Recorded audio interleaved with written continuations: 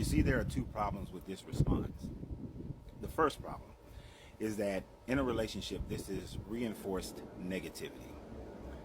What I mean by that is the fact that so often people are more easily attracted to the negative ideas and negative thoughts and negative information that comes to us on a daily basis.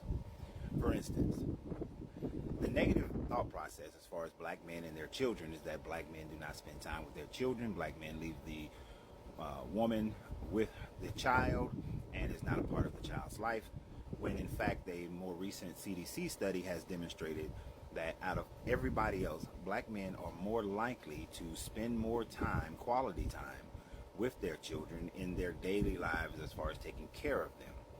Of course, this notion that black men spend less time and are absentee has been pushed and fostered by the people who are crying all the time about the fact that their black man, their baby daddy, is not spending that kind of time with their child, or they're not married. Yes, black men are not marrying as much as other groups are marrying, but whether married or not, most of the time the situation is that they are living together in a marriage state, which in my opinion, the paperwork is not so important and is not the thing of marriage, but the commitment between the two people is the commitment of marriage. There's only a few legal things that a marriage certificate gives you that that other documentation can't give you, and all the same. You can have health benefits, you can have a will, you can have power of attorney, you can have living wills. Social Security and other government benefits, whether you were like a veteran or something like that, are the only things that require a marriage certificate. But the idea, the thought process is that black men just don't stay with families, and that is just untrue. When we stay with our families more so than anybody else, we are involved with our children more so than anybody else. Even when the situation is that the relationship is not there between the mother and the father, black men tend to still be in their child's lives more so than anybody else. But the negative reinforcement that you get from the news, that you get from your friends, that you may see in your small circle of life, continues to perpetuate the idea. And in this case, I have done everything, I still do everything, I can do everything, and he will still cheat, is a false narrative that is mostly pushed by an individual person's experience or what the media has shown you. Because the women who are not experiencing this don't talk about it. They are living happily in their silence. It is the ones who are being loud about it because they have experienced it, perpetuates the idea that this is what's going on all over the place, that is happening to everyone, when the fact of the matter is it's just simply not true. Now, the second thing that pushes this narrative is self-delusion and lying to oneself. So the best example that I have of this is that when I owned a gym and I was a personal trainer, if you would not keep a food journal and an exercise journal, I could not and I will not keep you as a client. The reason why is because people lie to themselves about their diet and their exercise on a daily basis. If I were to ask you by memory, what did you eat a month ago? What were you eating 2 weeks ago? What were you eating 3 days ago? Most likely you will have a romanticized thought process of what you ate. I had so many people who would say that I barely eat. I don't eat a lot of junk foods or this or that. But once they start keeping that food journal, the truth comes out that their diets was horrible, that their exercise regime was not working. So therefore, people lie to themselves, maybe not on purpose, but because your memory is faulty. So when a person, man or woman, sits there and say that, I did everything. I cooked, I cleaned, I took care of the kids, I worked, I cut the grass, I fixed things in the house, I romanticized her, I romanced him, I gave him all the poom poom he wanted, I gave her all the ping ping that she wanted.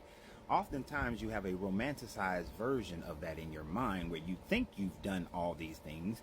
In your mind, you have done all these things, but the truth is you have not done all these things.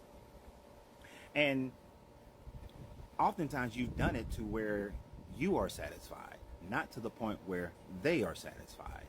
It is often a selfish mindset that people have when it comes to their memory, of who did what in a relationship.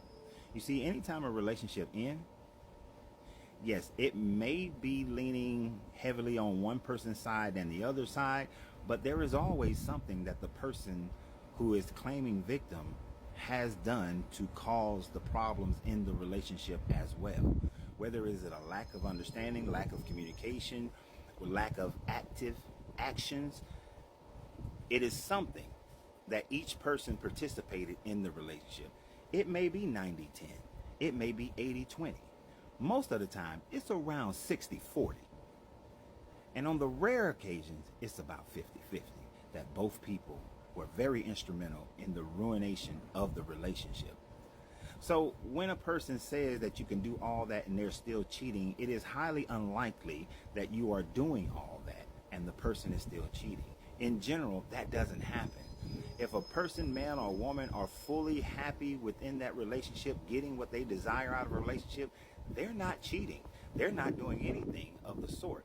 But is that person returning the value to the other person would then be the question. And most of the time, if the relationship ends, if someone steps out, it is because the other person wasn't returning the value that the other person was getting. In business terms, they wasn't getting a return on their investment. And if you're not getting a return on your investment, you will not continue to participate. It would be like you going to work, doing your 8 hours, and not receiving a paycheck. After a time frame, you will stop doing the work. You will blame the other company, of course, because they weren't paying you. But you will separate from that situation.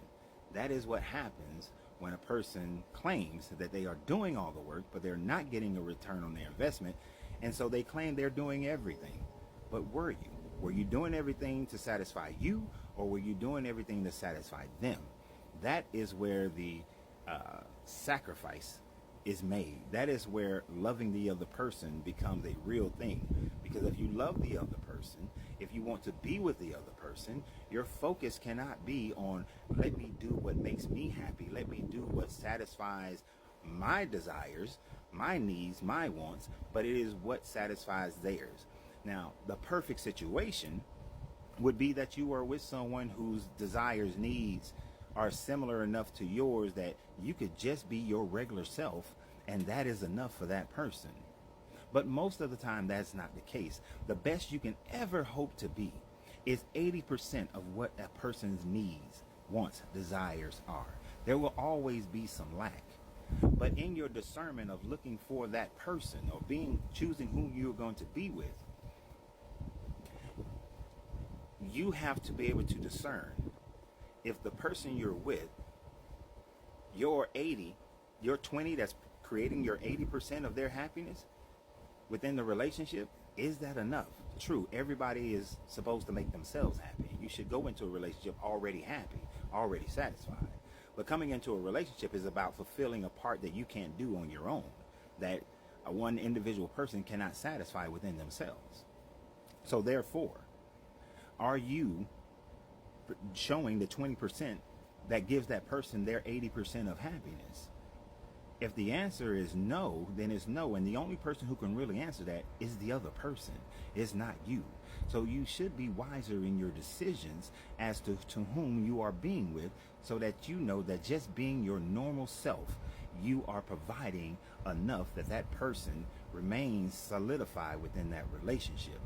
The idea that you can do all of that and he still cheats, well, if that's the case, you chose poorly. You chose poorly. And he chose poorly. Because if that's the situation, both of you should have never been together in the first place. Now, there are the people who are just dogs. There are the people who are just gold diggers. There are the people who are just hobosexuals, which means they're just trying to live off somebody else. There are those people out there. But they are far and few between compared to the general population of people. For the most part, your memory is faulty. You romanticize the entire situation. You are not as good to that person as that person is requiring, and therefore you should not have been together in the first place, and you should find somebody where you match up better with. And that's the reality of it. And stop listening to all that negative bullshit out there. And always remember, you have to free yourself to be yourself, because your greatness is non-negotiable.